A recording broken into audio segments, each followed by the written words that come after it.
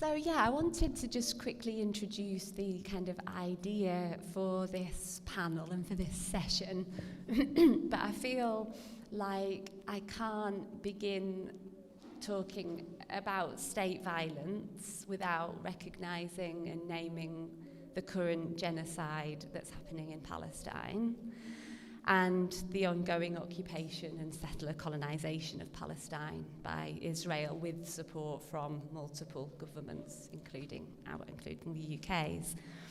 And that really hit home for me last Saturday, when I went to the United Family and Friends campaign, the UFFC March, which happens every year, and I think we will hear a bit more about from our speakers, which was held like alongside and then flowed into a big protest and coming together in support of Palestine.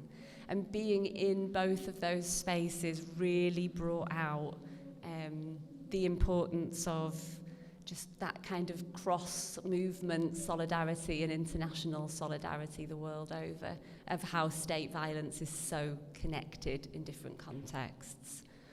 And I'm also just reminded of the words and actions of disability justice collectives like Sins Invalid, Autistic People of Colour Collective, and the Abolition and Disability Justice Collective, who make it really clear that disability justice cannot exist under colonialism, current occupation, and apartheid. So I've been leading the Deaths by Welfare project for a few years, and we investigate how the welfare system in the UK disables people and has led to many people's deaths. But also a core part of that is disabled people's resistance and real defiance of these life-threatening policies. And that's something that we try to uplift and celebrate in this exhibition here now, and that lots of people in this room have been involved with in many different important ways.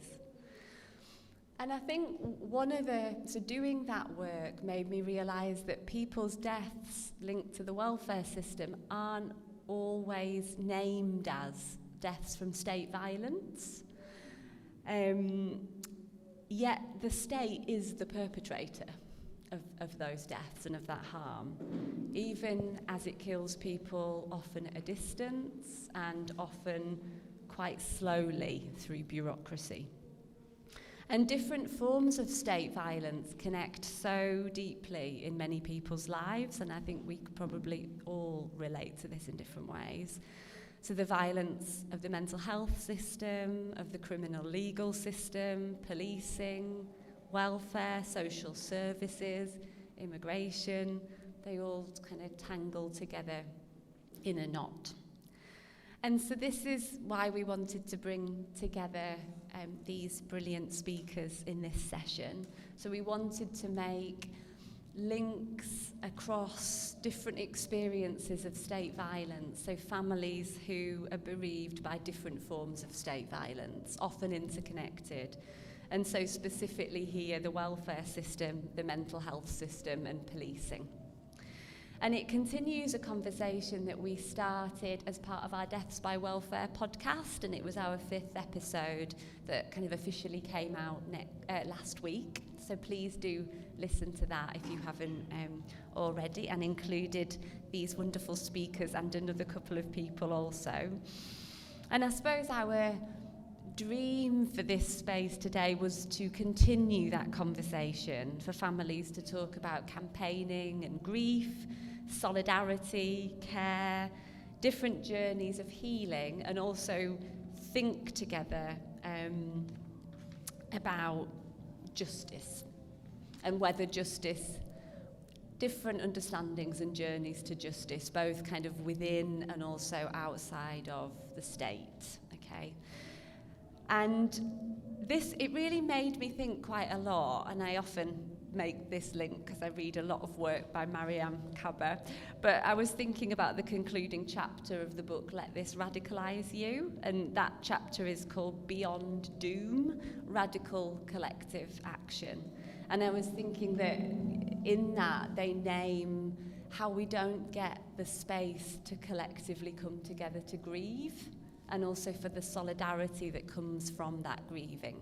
And I'm really hopeful, and I know that this space today will provide that. And that this is just a conversation for one connecting thread, I suppose, for cross-movement solidarity, to form a tapestry that grows and solidifies our ecosystems of resistance. Okay. So what we're going to do today now is I'm going to introduce our speakers, because none of them wanted to introduce themselves, which I find is a common theme. And then we're going to move into having some very broad kind of questions that we've all agreed together, and some conversation. We'll have a break, and then we will come for about 15 minutes, and then we'll come together and have a chance for you to join in that conversation if you've got questions or comments or anything that you would like to share. Okay, so let me introduce our wonderful speakers. So Ajibola Lewis, who is sat right next to me, is Shani Lewis's mother, and a proud mother of 3 children and of 2 grandsons. She's a former teacher and lawyer who now spends her time campaigning for accountability and justice in the many cases concerning deaths in state custody across the UK. Aji also works alongside her family to embed the Mental Health Unit's Use of Force Act, which was started in 2018, or is also known as Shani's Law, in all mental health units across the country, and to bring more awareness to mental health and human rights violations happening in the UK. Anna Susianta, who is sat just in the middle here, her 17-year-old son, Jack, was killed by police in 2015 while suffering a mental health crisis. And Anna will talk to us about your work with UFFC and Inquest, and does some wonderful work. And then Imogen Day, who I've done lots of work with on the Deaths by Welfare project, but for the first time met in person today, which has been very special. Is the sister of Philippa Day, who died in 2019 after 28 mistakes were made in her personal independence payment, her PIP application. Imogen has campaigned for disability benefit reform ever since, working with Dispatches, Disability News Service, Museum of Austerity, Rethink Mental Illness, and with us at Healing Justice. So it's so wonderful to have you 3 here as part of our Rehearsing Freedoms Festival, and in our final week of the festival. It means a lot to me personally.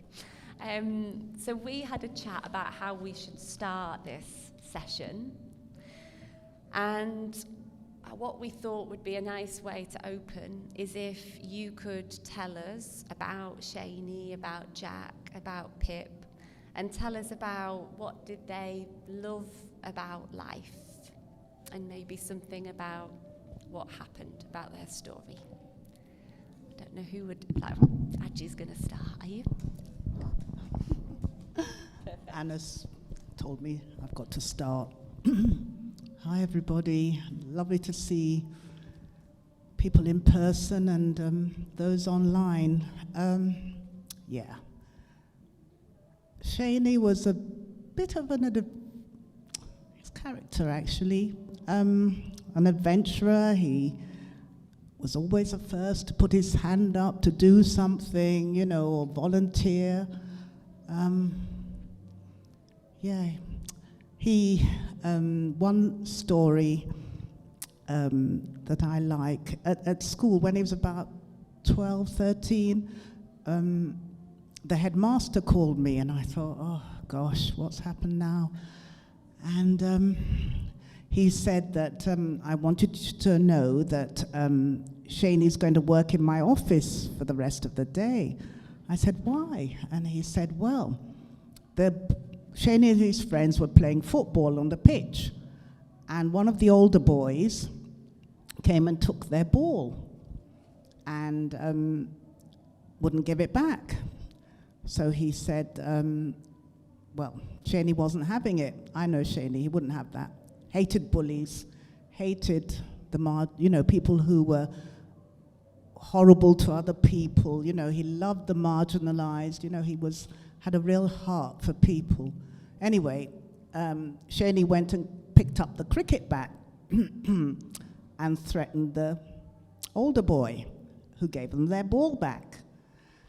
But Shani got into trouble because he didn't tell the teachers. He just did it.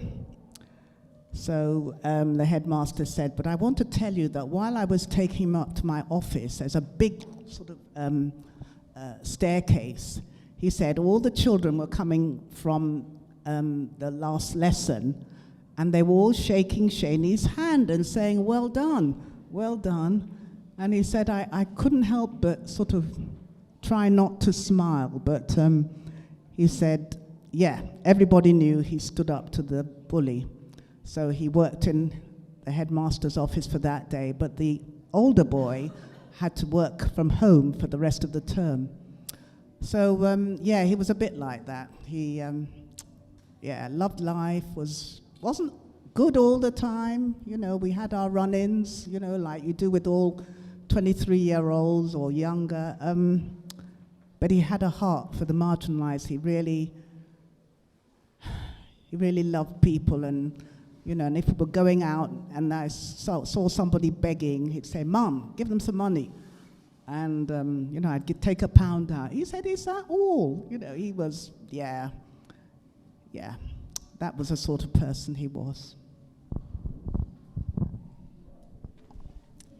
You talking about Shani and doing your film, R.I.P. Shani, has made me feel as if I've known him. It's really lovely. And I think he'd be very good friends with Jack. Jack, as a little boy, loved friendship, thank you, most. And he'd always notice in primary school if anyone did. He was very observant, and he never wanted anyone to be left out. So he would always want to include everyone, and made some really, really good friends. And then he realized that in this world, friendship doesn't always come to everybody, and that things aren't equal. And he got really passionate about making things fair, and in the whole world making it fair.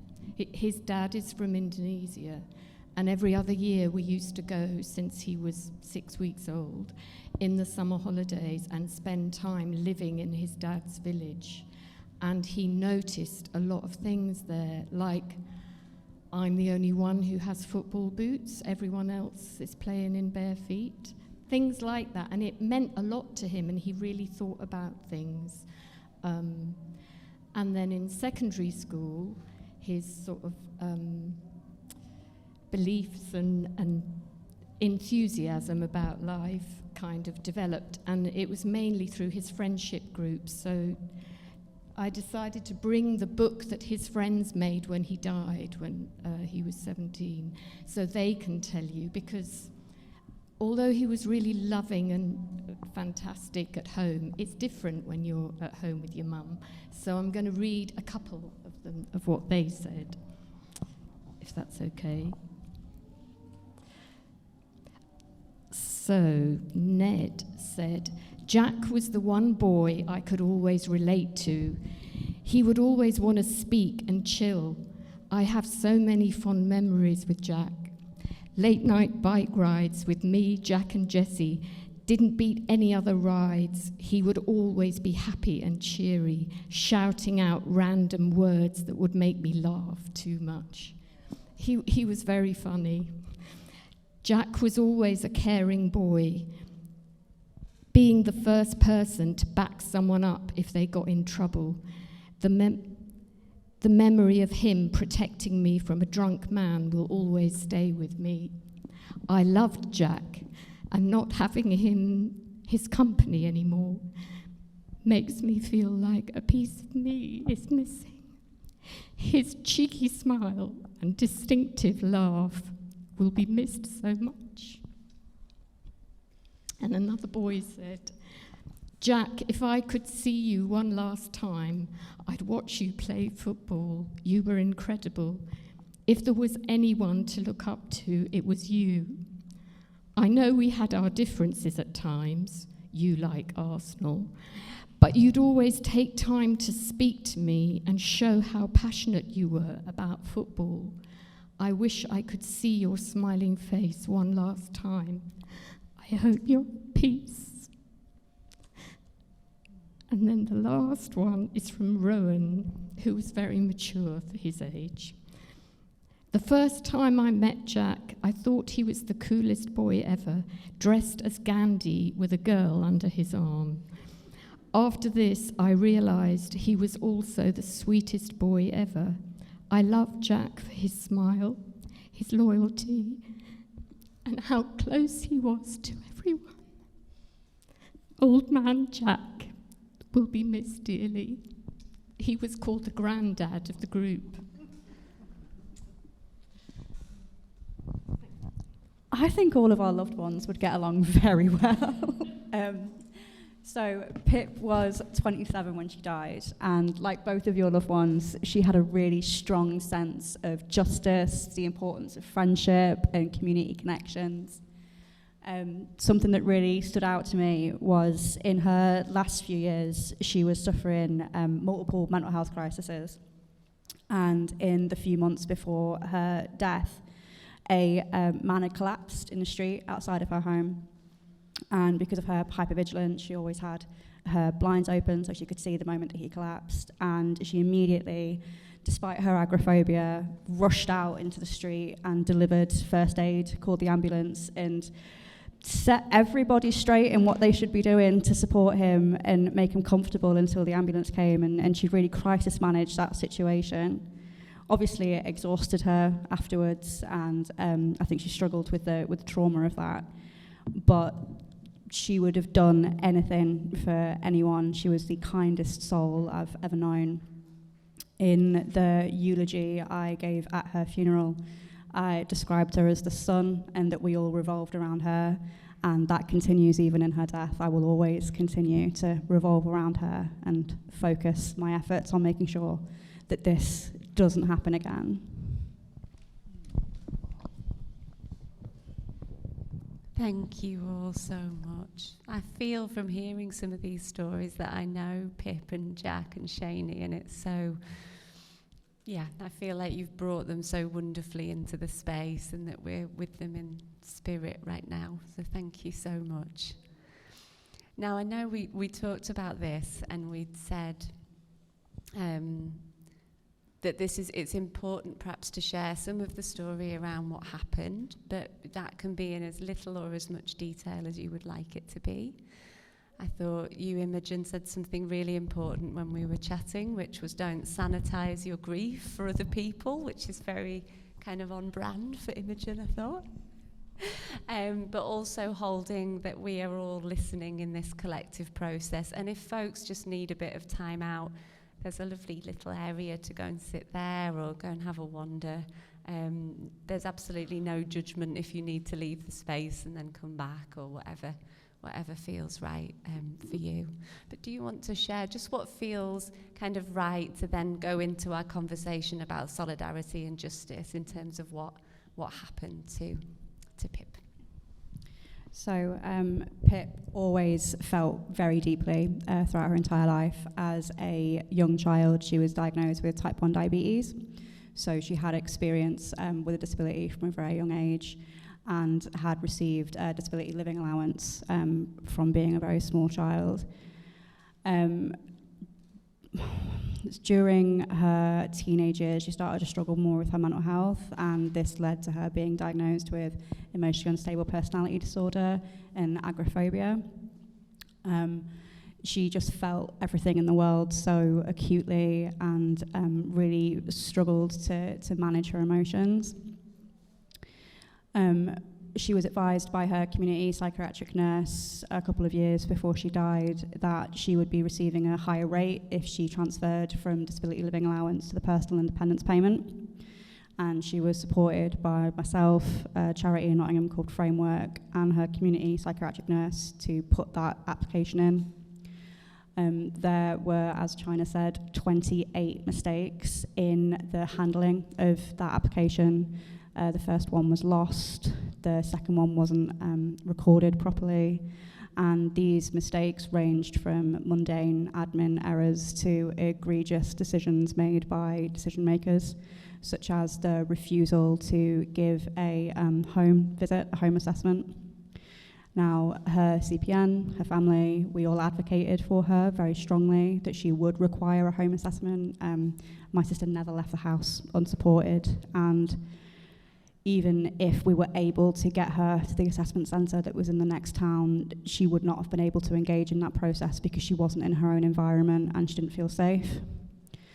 That request was denied because my sister, because of her mental health, basically, they said that it would be a risk to the assessor being there, even with her CPN present, her dad present, and obviously I also offered to be there with her for that assessment. Something that China said really struck me was that state violence kills people really slowly, and each one of those 28 mistakes took something from my sister. It stole a piece of her every single time, and when she received the final letter from the DWP informing her that she was not entitled to a home assessment and would need to attend the assessment centre, it destroyed her. I tried to console her, I tried to support her emotionally through that, but we all knew that it was a losing battle, and despite being able to visit her whenever she needed and support her on over the phone, she just told me that she wanted to be alone. And the next day I went to go for we have a regular lunch date, and I went to go and pick her up for that lunch date, and I found her unconscious with that letter beside her head. She wanted to make it incredibly clear to all of us that it was the DWP in Capita that had led her to make that decision, and it wasn't anything that we could have done differently.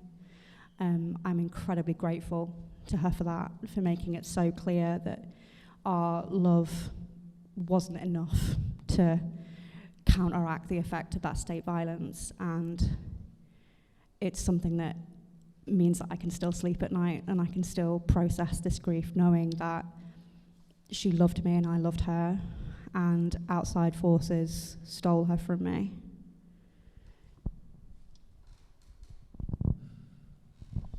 Thank you.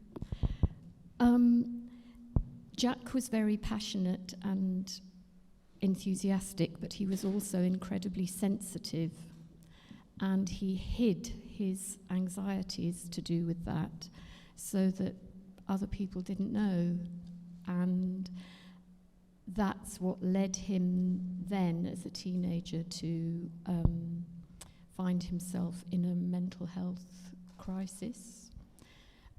He went with 20 of his friends to a festival called the Secret Garden Party, and he had an amazing time, but it rained all the way through, and one of his friends left was a bit in distress.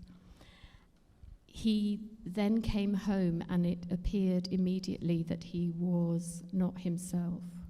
He'd never had a psychotic episode before, and we did our best to look after him. He ended up in A&E, and there was a fantastic psychiatrist who was able to bring him down from his fear, which was that everyone was going to kidnap him, and helped him to understand where he was. And he, without any medication, he came out of his mental distress and was very emotional. And his brother and I spent the night with him in A&E. And in the morning, after a kind of 15-minute conversation, which apparently was supposed to be an hour, he was deemed that he was no longer in a mental distress, and he was allowed to go home. And the next day, the same thing happened to him.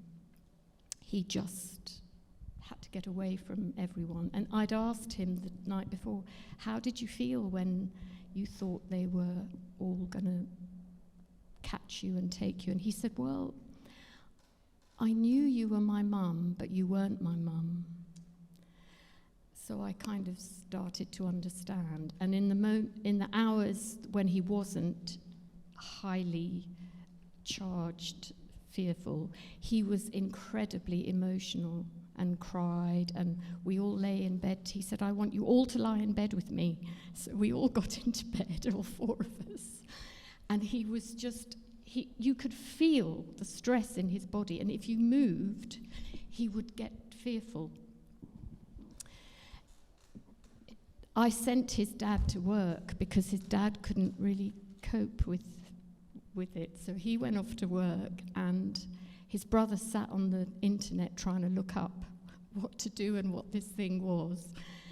And then he suddenly, I think he heard a baby crying, and it triggered him to go into the fearful psychotic state. And he, in only the way that Jack could, he did the most amazing karate kick and smashed the front window and jumped through it.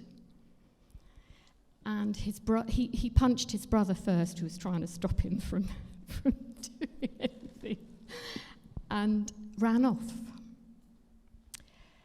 So I did the thing that I regret, which is call the police, because he just had sort of pants and socks, and I don't know if he did have a t-shirt on.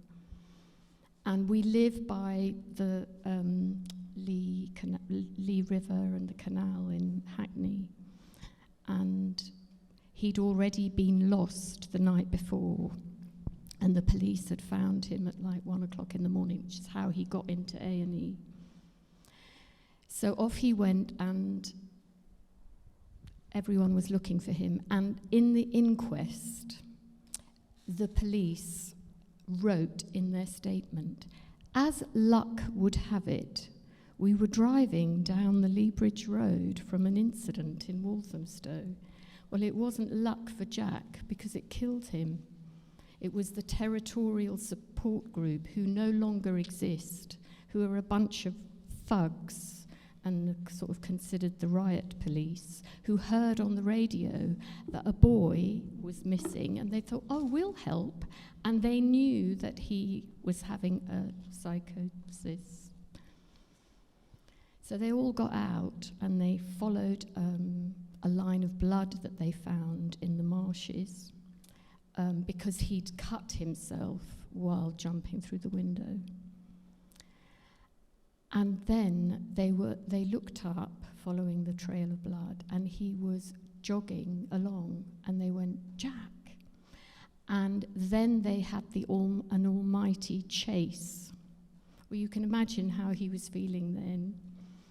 And he jumped into the canal. A crowd quickly of up to 100 people, because it was like 3:30 in the afternoon, at the end of July, gathered, and the police held everybody back. I've met some other mums who said, well, we were taking our shoes and socks off, we were going to jump in. They stopped anyone from going in, and they refused to go in and save him. They were like in the inquest, oh, well, he must have done it to himself because you said he could swim. And yeah, they just had no understanding. But the crowd did, and a lot of them I've met since and said, oh, if only I'd just said, oh, hello, are you all right? It might have helped him to kind of calm down, but it just didn't happen like that, because they were so full on chasing him. And there's no way they would have caught him, because he was a really good runner. And yeah, he came up and down 6 times, but he did a thing that's called a quiet drowning, where you don't show that you're in distress and help. He had a helicopter above, making all the water go choppy. And one of the spectators was a psychiatric nurse, and he told me later that he thought Jack was really terrified. I think he really used to like Lord of the Rings, and I think he was thought it was as scary as being in the Lord of the Rings film when you're being chased. So, yeah, that's how he died. And the next few years was all about the police disassociating themselves with what they'd done.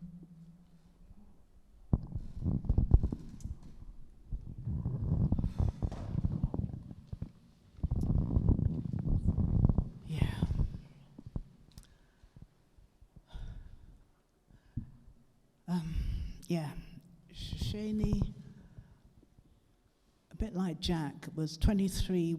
He was older, but he was 23 and had just done his master's and wanted to go and do his PhD in America. And he went out with a group of people who we never knew about. Well, we didn't know. They weren't his normal friends. You know, it was after he died we wanted to ask questions, but it was too late. So he went out. He said, "Mum, I'm going out. This is the August bank holiday. I'm going out." And he went out, came back, and I was nursing my youngest grandson. So I said, "Oh, you're back?" And he said, "Yes. They gave me something bad, or I had something bad." I didn't have time to question him, because as soon as he knew I was worried, he said, "Don't worry, you know, after these, you know, I've left these people, whoever they were, and I went to my best friend who had brought him home, and he had this only episode of psychosis, and over the bank holiday weekend we noticed he became very agitated and unsettled, and in the middle of the night wanted to go out for a walk and come with him. Well, I wasn't going to do that, and I didn't want him out on his own anyway. Persuaded him not to, and the next day he said he would go to A&D. You know, you have this vision of America, you know, where they have, you know, you go to the hospital and they pump your stomach out or whatever, you know, you have this stupid idea. Anyway, we all agreed, his father, myself, his best friend, and we went to A&D, and he didn't settle, he ran out. So they called the police, and the police found him and calmed him down, brought him back. And people were quite nice, the security were nice, and they said, "Look, you know, he should go to the 136 suite at the Maudsley Hospital." So his father and best friend took him about 4 a.m, and I was looking after my mum who had dementia, so I went to get her up and give her breakfast, and then I slept a bit, only to be woken up to say he'd walked out of the Maudsley, and could I come? And he was questioning whether he'd killed me or not, so, you know. So anyway, I went, and by that time they'd got him back. That was good police practice. The police at Lewisham took off their jackets, took off their hats, whatever they were, and went on the station, the platform. He was sitting on the platform, and they were worried he might jump, so they were saying, "Should we turn off the electricity, stop the trains, whatever?" Anyway, they went down on a level, de-escalated the situation, talked to him, made him laugh, calmed him down, and then said, "Look, mate, this isn't a good place. It's rush hour. Come back to the hospital." So he went back. And by the time I got there, a 136 suite has no furniture except rubber benches or rubber sort of cushions. and a rubber mattress, I suppose, on the floor. So it's nothing there. So the police were sitting round, and he was there, and they were laughing. And Shani always liked a pretty face, and there were some really nice police women officers there, so they were laughing and talking. So when I came, they left, and I was told that the mental health team would come and interview him and myself. So in the afternoon they came, and they said to me, well, he can go home. And I said, how can he go home? How am I going to manage him? He's already wanted to go out in the middle of the night walking. He's agitated. How would I manage? Big regret. Big regret. So they said, okay, as a voluntary patient, he should go into the Bethlehem Hospital. That was the hospital for Croydon residents. So we took him there in the afternoon, and I didn't like it. When I got there, I thought, this place is very noisy, chaotic. People were shouting. I didn't even know who the staff were and who the patients were. It was awful. Anyway, we settled him, got him some food, got him some clothes, and left about 8:30. I saw them take my number twice. Yes, if he wants to come home, he's a voluntary patient, he can come home at any time. So we left. But do you know what? You see, a mum's, you know in your soul there's something not right. So I was going to sleep in my car, just for an hour or so to see. I wasn't happy. But my eldest daughter said, Mum, they've got your number, they'll call you. Come home, you're tired. So I went home. Slept off, only to be called about 10 o'clock by his best friend to say that he had called the hospital to see how Shani was settling, only to be told there'd been an incident and we should all go to A&D. And he asked, have you called his mother? No, we don't have her number. Anyway, we went off to A&D and found him on a life support machine. And it's interesting, as we walked in the family room, 3 police officers stood up, very awkwardly. I didn't know who they were. We didn't know what had happened.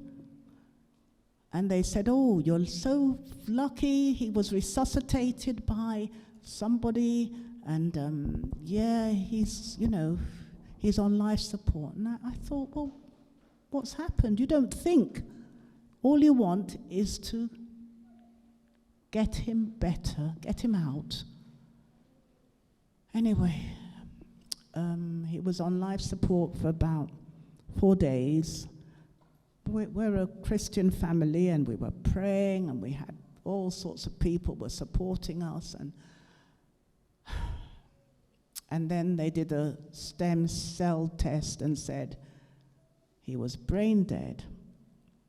The only thing we knew was when the Evening Standard knocked on our door and said, a whistleblower has called us and told us what happened to your son. Do you know what happened? I said, no. So they said, we're going to run the story. I said, yeah. So we know. Anyway, they ran the story. And I'd just like to read you something that came up in the Evening Standard and at the inquest. Thank you. The doctor, all right, was watching. The doctor and nurses were outside while the police were inside the room. They handcuffed Shani, took him down the stairs to the seclusion room. When he got to the door, he knew what it was, so he put his hands on the door frame. They pushed him in onto his stomach. And then they tried to do what they call a cell exit, which is what you do in a police cell, apparently, which is you get out, the police get out, and the person stays in. But Shani was an athlete and boxer and did all sorts of football and stuff, so he was quite fast. So he got to the door before some of the police were able to get out. So they battened him, pushed him back in, handcuffed him like this, with 2 sets of handcuffs on his stomach, 2 sets of leg braces, and restrained him for a total of about 45 minutes in 2 sets of restraint.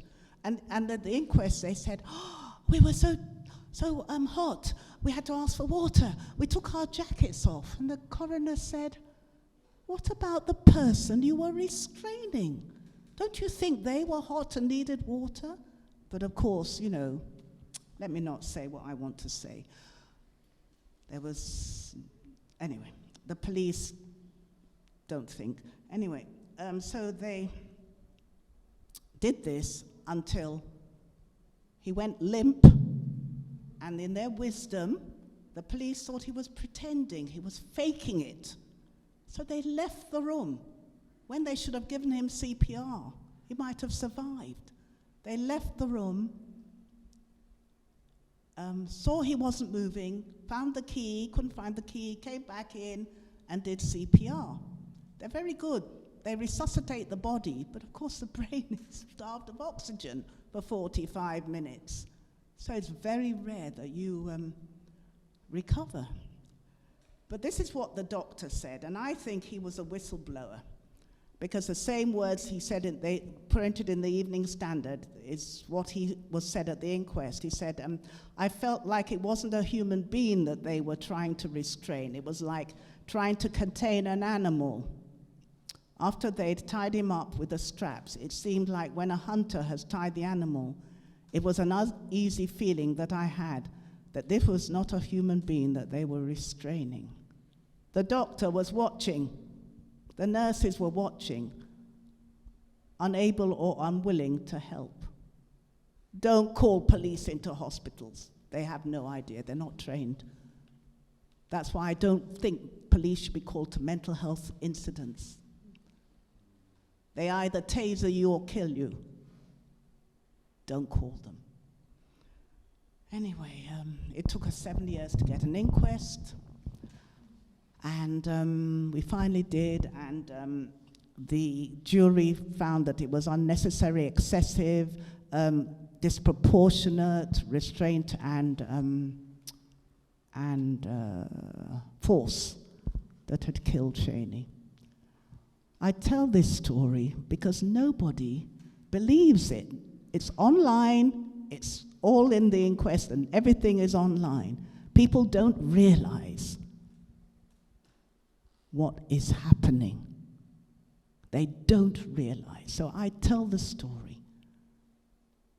It upsets me, but it has to be said.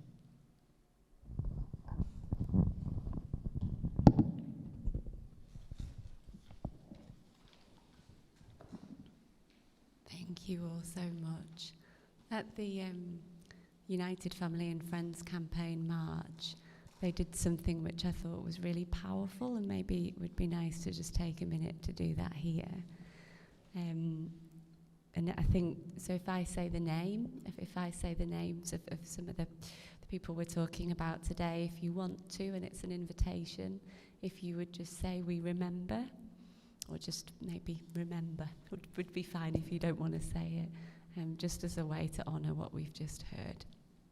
Okay, so Shaney, we remember. Jack, we remember. And Philippa, Pip, we remember. Thank you all so much. And I think this might sound strange, but when we recorded our podcast together, we heard some of these stories. But it was also a really joyful conversation. And when I spoke to Imogen this morning, she said, "I'm really excited about this conversation today. Does that sound weird?" And I thought, no, it doesn't at all. And I think one of the things that was joyful, if you like, about it, or so important, was that you all talked about finding other people in different ways who had also lost loved ones, who shared some understanding and shared some experience. And we talked about what that kind of solidarity looked like in practice, in every day, and what it meant to you all. And I wondered if you wanted to share some of that with us now. Anna, do you want to? Yeah? Imogen, you go ahead. So obviously losing a loved one like this is traumatic and horrific, but the light that's been there for me has been meeting amazing people who have held me and supported me in this space, guided me through the process of requesting an inquest, what that should look like, as well as obviously putting me in touch with amazing people like China to continue on this work. There are a couple of people that were a part of the podcast that weren't here today, but Alison Turner, Errol Graham's daughter-in-law, is someone that I've spoken to quite often, as well as Joy Dove, the mother of Jodie Whiting. And grief can be incredibly isolating, especially state grief. It's really difficult to share with people that haven't experienced political violence, because there isn't that inherent understanding of the fact that the perpetrator is somebody that should protect you. It's somebody that should keep you safe and support you throughout your life. And meeting these amazing women has been so healing, and it's really empowering. We all go on for each other. It's not just our own loved ones that we fight for all of them. And to do so is a great privilege. I feel so the same. So you don't know what to do in the first few years. I think I must have been in a dream for about 5 years. And you feel very isolated. And you don't know what to do. But then you meet people like Imogen and Aji, and you have a sense of solidarity, friendship, love, and you see the way that you can move on. So for me, it was meeting, well, first of all, the first people who really impacted on my life were my caseworker from Inquest and my solicitor, who I saw the solicitor again for the first time this week, since 8 years ago. And I was so pleased to see him and realized how much he meant for me and what he'd done for me. Then the same was the case for the caseworker. She's left Inquest, but she's my friend for life. It's so nice because she's been through it with our family, step by step, of the horrible state inquest that you have to go through, that is the second worst thing from losing someone in your family. Then I didn't feel a great need to start a campaign for Jack Susianta, because he didn't believe that you should be on your own. He felt that we should be together, and I didn't think he'd want me to put his name forward like that. So, as I met other families who'd done such amazing things in their fights for justice, I just made friends with them and supported them through Inquest families, through events, through some of the healing ways that you've talked about in this room, about how to come alive again for us, through artwork, of campaigning, all the different ways of well-being that could help me get back on my feet again. And it's been so joyful to do that. And to meet the other families has been a real pleasure and an honour, really. And I didn't mention UFFC, so you can mention. I don't know if everybody knows about the charity Inquest. They're the only charity that support families of those who died in state custody, and they have just celebrated their 40th year a wonderful charity, very small, don't accept state funding. They struggle, but they are wonderful. They have caseworkers, and I got to know Inquest the day after we turned off the life support machine. We went to church, and it's really coincidental. One of the people that approached us was a younger sister of of Sean Rigg, his sister Sam. She's a younger sister of Marcia Rigg. Everybody knows Marcia. And Sam said to me, listen, I'm going to get you a lawyer. And she called up the director. And I thought that was so impressive to have the director's contact details, and call her up on a Sunday. And they said, okay, by Monday, you'll have a lawyer. And then she said, we're going to call the coroner on court. The coroner on duty over the weekend. So we did, and she said, you tell her not to do an autopsy until you can be represented. So I said, when are you doing she said, we're doing it this afternoon. This is what they try and do. Do it quickly, so the family are not there and don't know what's happening, So I said, no, please don't do that. And she said, we've got it planned. I said, don't, because I'm a lawyer, and I'm going to sue you if you do that. I mean, I wasn't, but it was enough to stop her. Anyway, they stopped, and then we were able to get our own, what do you call a guy who does an autopsy? Anyway, we were get our own witness there, and so that's what we did. So that was something that I learned straight away. Otherwise, I didn't know what to do. We were in the IPCC, as it was then, Independent Police Complaints Commission, which is now the IOPC, were calling, this is your support worker. We're going to investigate, we work with the police. As soon as they said that, I thought, don't come to my house. I don't want you. Don't you dare come. But they kept ringing and ringing. Anyway, we, like I said, waited 7 years for this inquest, and we met our wonderful lawyer, Rajubat, who has done this has done these cases for 30 years or more. So he was fantastic. It was like people holding your hand, because we didn't know anything. We didn't even know about UFFC, United Family and Friends of Those Who Died in State. We didn't know anything. It's only Inquest that told us all about this and supported us. I'd just like to do a couple of quotes. I always say two of my favorite, Mark Twain is supposed to have said, nobody likes change except a baby in wet diapers. And that is so true. Nobody likes change.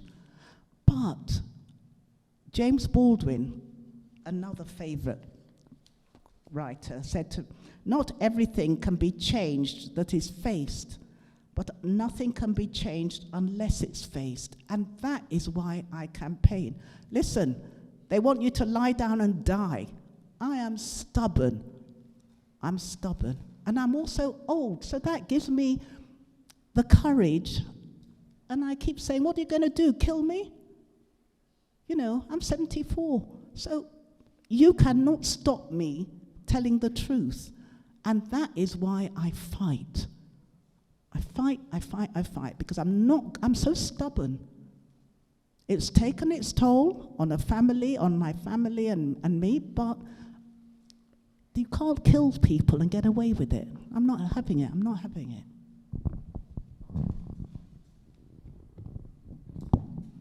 This was something else, I think, that came through in our conversation, the podcast, where Aji, you talked about your stubbornness, and I think at one point Imogen said, I'm just running on spite. And I thought this sort of the power of of grief to actually fuel that kind of transformation and is incredible. What I think would be a good idea now, as someone who constantly needs loo breaks, is that we have a 15-minute break, and then we come back together and we're going to talk a little bit about justice and about whether that's even possible and people's different journeys towards that. and then have time to bring you all into the conversation if you would like to. Okay, so thank you so much to our speakers so far and to you for listening. We'll be back in 15 minutes, okay? Thank you. All right, so welcome back. I hope you managed to get some refreshments and just have a bit of a breather then. So we're gonna basically have a quick last discussion about justice, and then just open up to any questions that you might have, okay? And then we'll finish at 1. So to start that conversation off, and I think we've kind of touched on this a little bit. This is Aji telling Anna what she's got to say.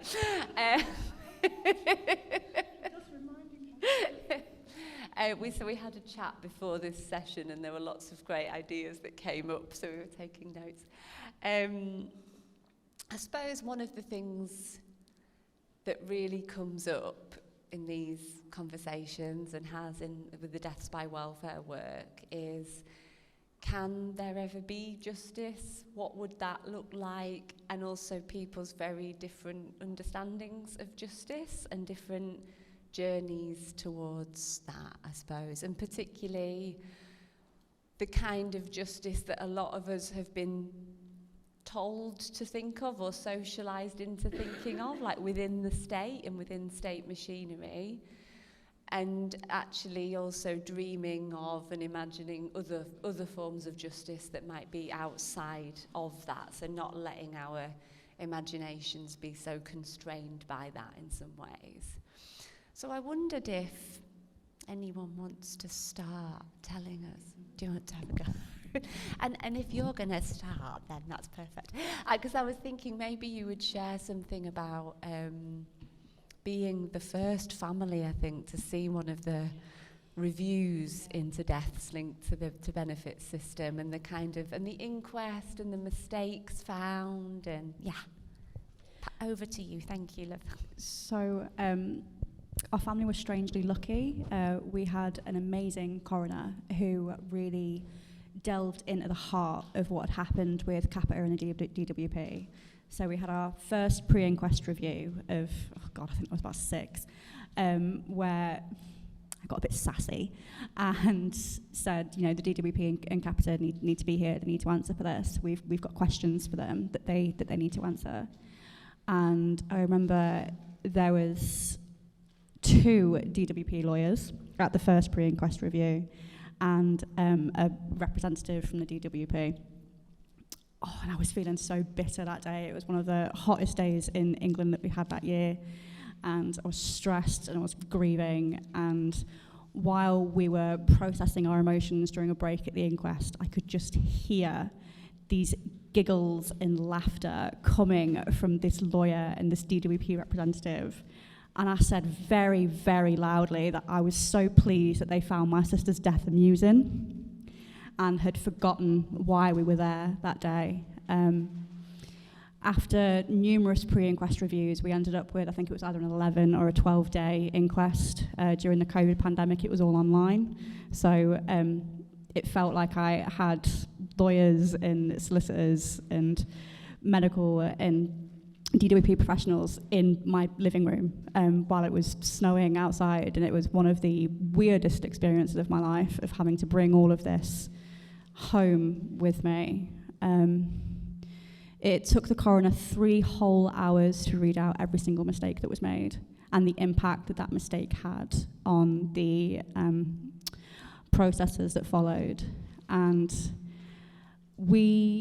so I come from a research background. I've done my undergrad in politics and my master's in domestic and sexual violence, so I researched heavily in the DWP deaths when Pip died.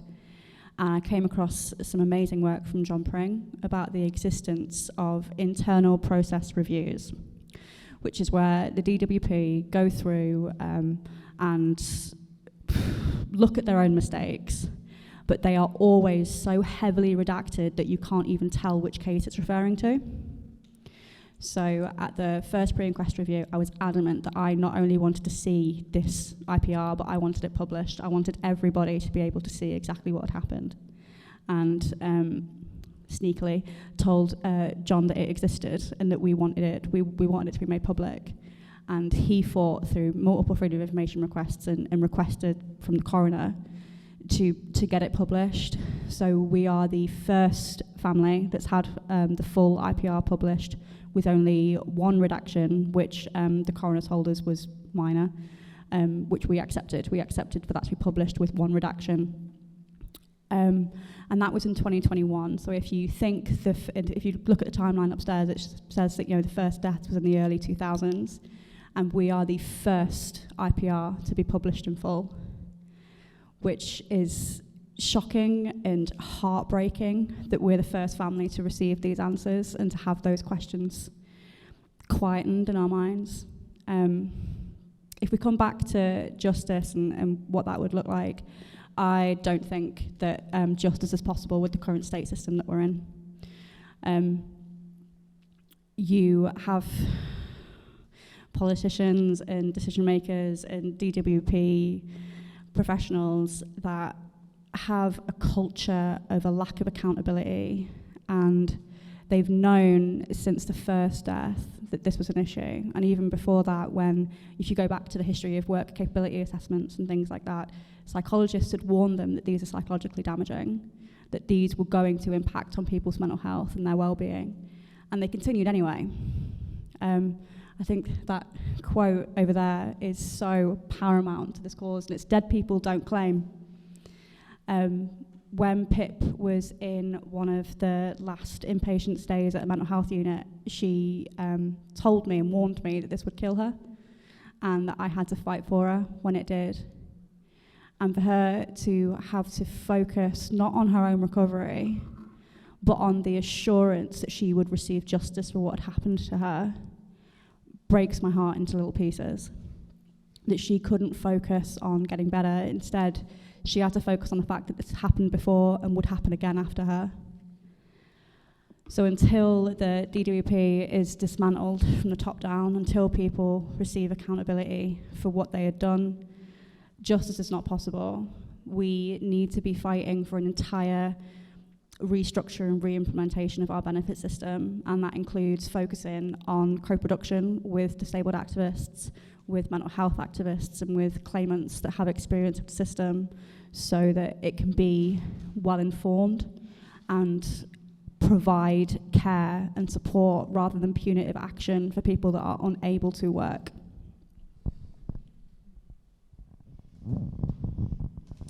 Justice.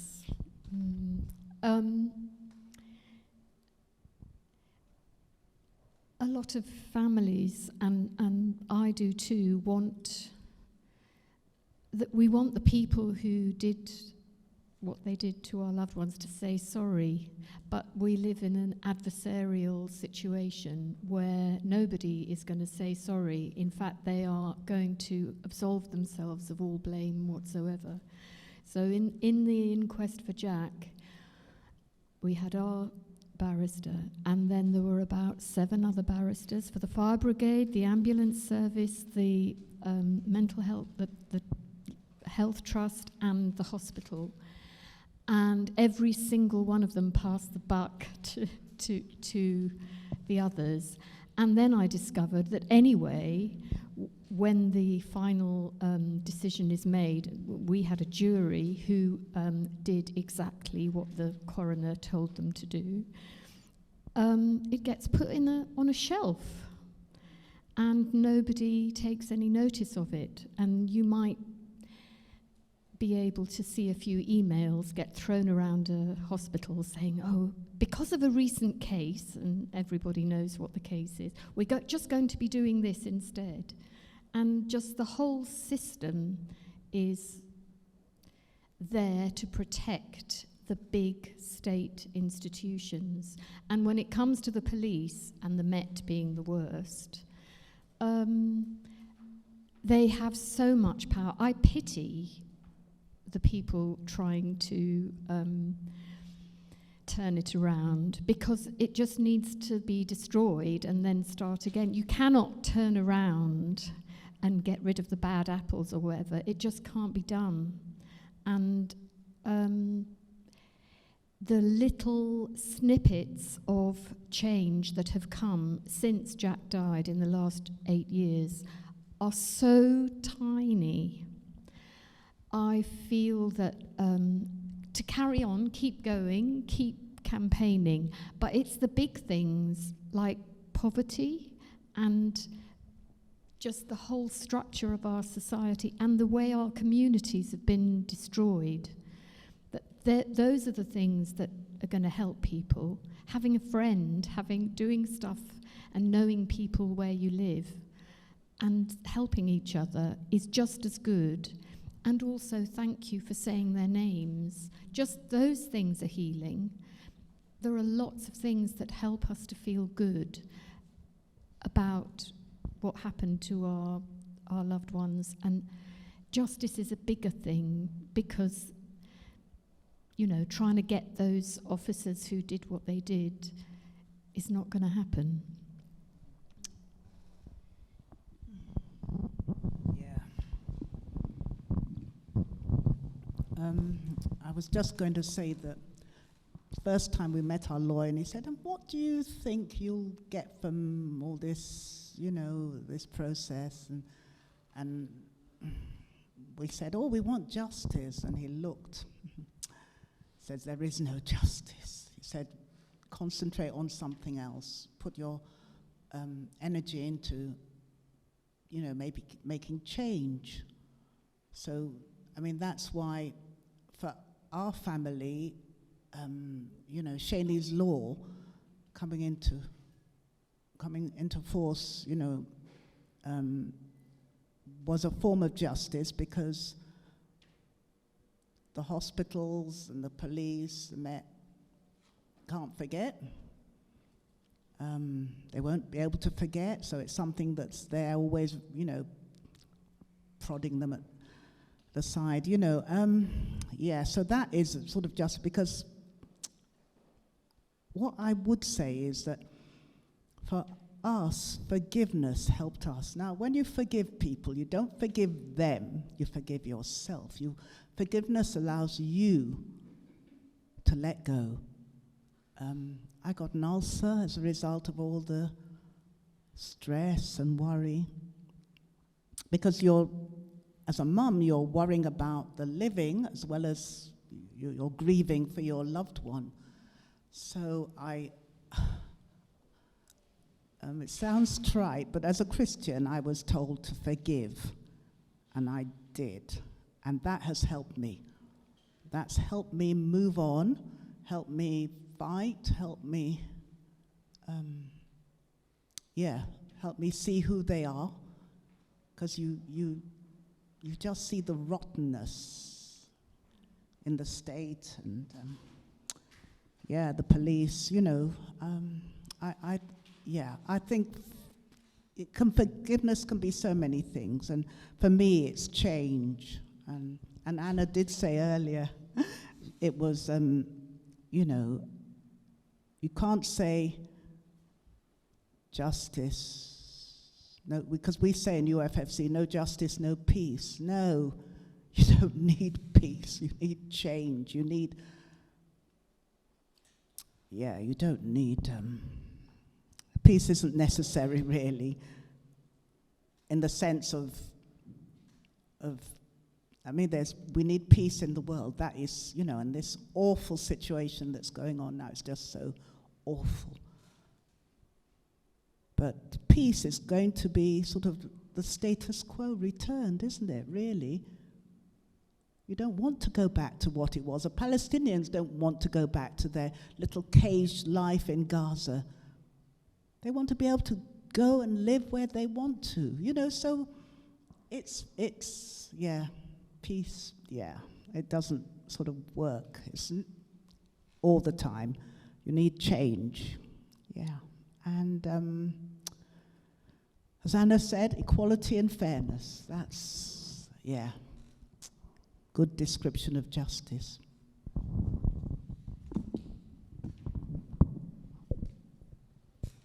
And what I'm really hearing from all of you when you talk about justice is how, you know, so this is something that I struggle with the project that we've been working on, where we talk about people's deaths and the way people are harmed because of flaws in the welfare system, or like at Pip's inquest, mistakes. And what you're making me realise is actually how deeply baked that kind of violence is into the system. You know, we often say it's not, it's a feature, not a bug, right, of those systems. And so justice being about that massive overhaul, that massive systematic change, institutional change. I think now would be a great chance, just if anyone would like to contribute to the session. It can be a question or a comment, or do you want to share something, you would be very welcome. Our wonderful Stephanie has got a roving mic that you could do that with. Or if any of you would like to ask questions to each other, that would also be great. So I'll stop talking, I'll sit comfortably in the silence, and I'll open up the space for anyone who might like to share anything.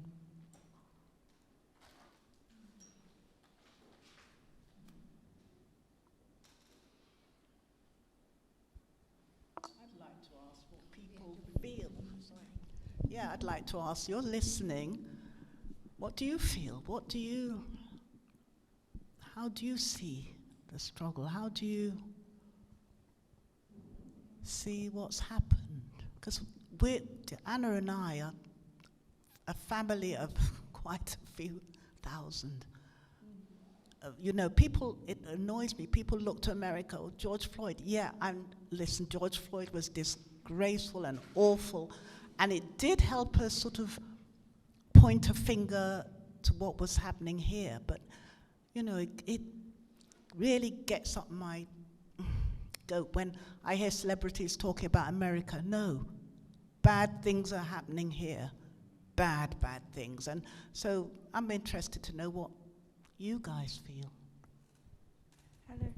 Can I do this? Hello. Ah.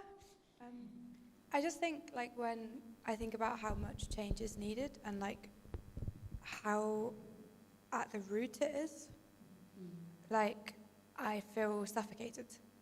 Like the bigness of it, and I don't mean big, I mean bigger than big, because there's no word. Like, I feel really like determined and at the same time suffocated, and I feel that in my body.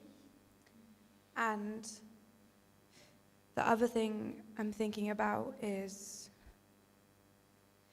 in order to completely pull down a state system like a benefit system and rebuild it in a way that is completely different from the kind of violence we're talking about in this room, like, also requires us to like unlearn colonial legacy, and that is both personal work for each individual and collective work, and sometimes I just grieve the lack of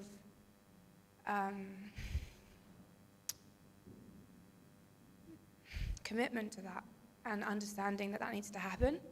But I also have compassion because I feel the suffocatedness, and I can understand why other humans are suffering to do that, and I also know that it's needed.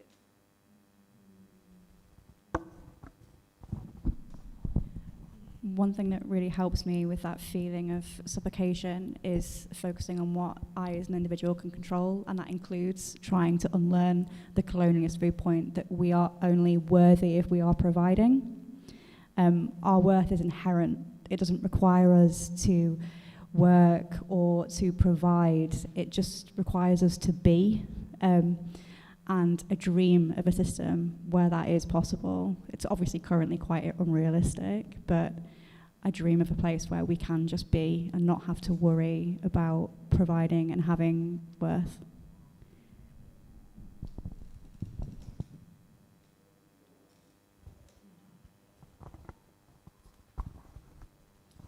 Hi, John Pring from Disability News Service. I met so many of the families that, like Pip's family, over the last decade now.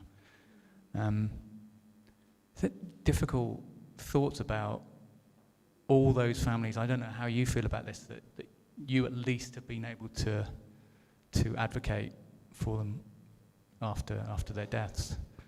But so many families or so many people died alone, I think, and I think that's China, the research we've done together has showed that there are so many people who will never be remembered, and at least through your work, your relatives their names are being remembered and memorialized as well, I think.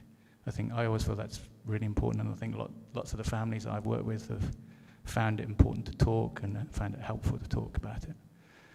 But that really makes me sad that all those people that will have died very, very sad, incredibly lonely deaths on their own and won't be remembered. I think that's one of the lessons I take from my research anyway.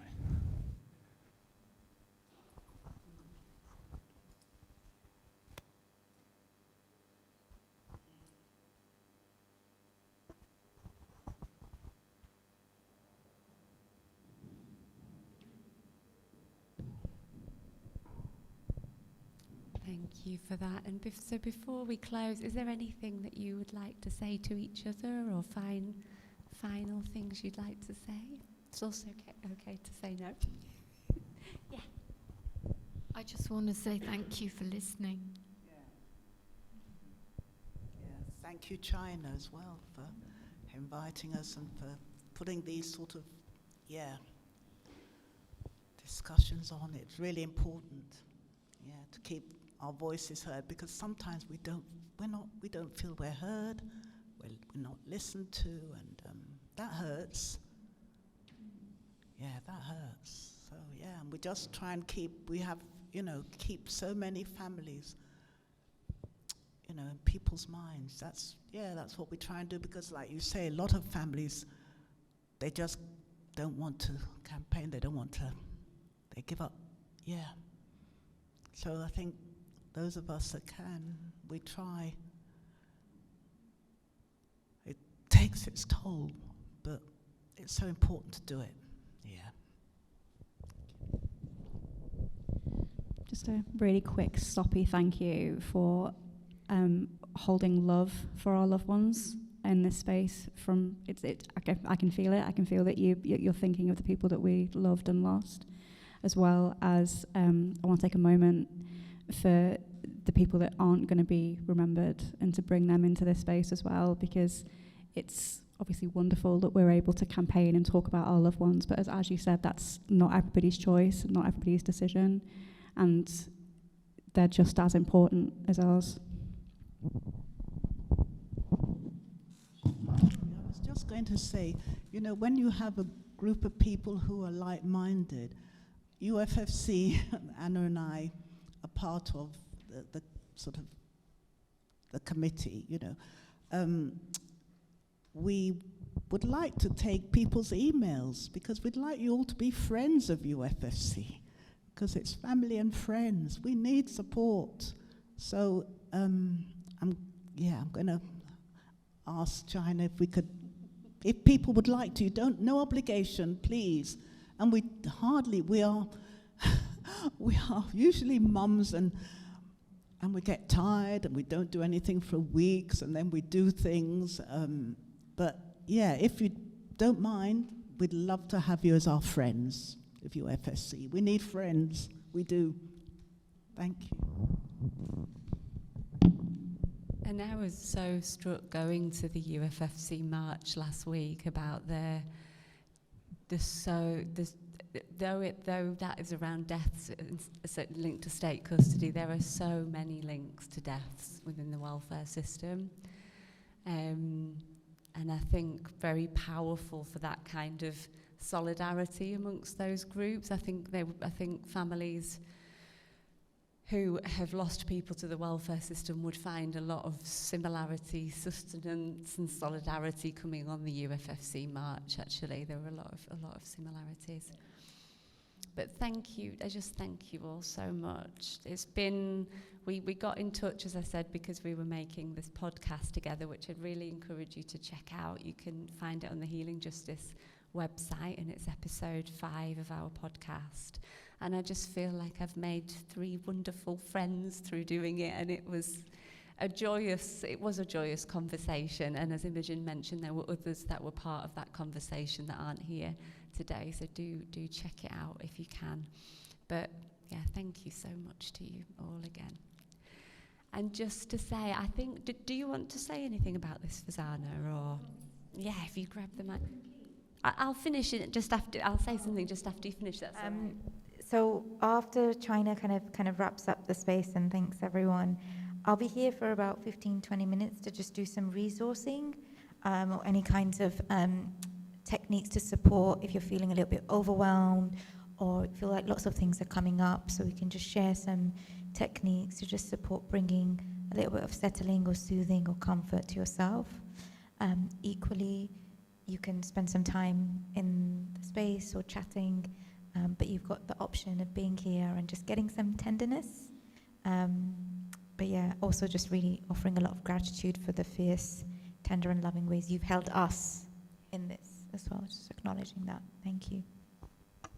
Thank you so much. And I thought one way to end would just be, as we began with, I was saying to you about the chapter on sort of overcoming doom written by Marion Kaba in the book Let This Radicalize Us. And they say that an antidote to the relentless drumbeat of doom is strategic and persistent collective action. And I think you've all spoken to that so beautifully. And to remember that the only way that we can be free is together. Thank you all so much for being here. And please hang out, have some snacks, and stay with us for a bit if that's what you want to do. And thank you again to our speakers and to our wonderful BSL interpreters and Rainbow Collective who've been filming it. Thank you so much.